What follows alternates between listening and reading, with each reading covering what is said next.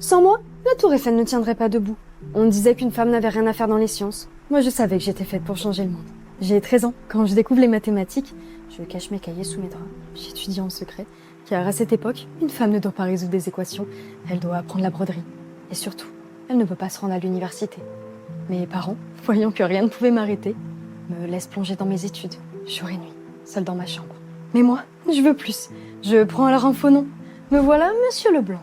Et sous cette fausse identité, je contacte les plus grands savants. Je leur envoie mes démonstrations, mes équations, mes intuitions. Et un jour, un certain Joseph Lagrange reçoit mes travaux.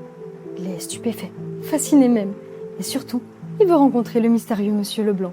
Alors imaginez sa tête lorsqu'il s'est rendu compte que j'étais une femme. Mais vous savez quoi? J'étais fascinée. Il a même dit que j'avais du génie.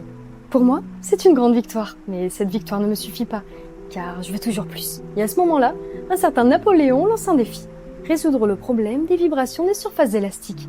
En clair, comprendre comment une plaque métallique réagit quand on la fait vibrer. Et après des nuits entières passées sur mes cahiers et des années de travail acharné, je réussis enfin. Une belle victoire, où mon mémoire obtient le prix de l'Académie des sciences. Je suis la première femme à l'obtenir. Mais mes travaux ne seront jamais publiés, parce que je suis une femme. Et pourtant, des années plus tard, quand Gustave Eiffel construit la tour Eiffel, il s'appuie sur mes équations pour que sa structure tienne. Sur la tour, 76 noms seront gravés, tous des hommes. Le mien n'y figure pas.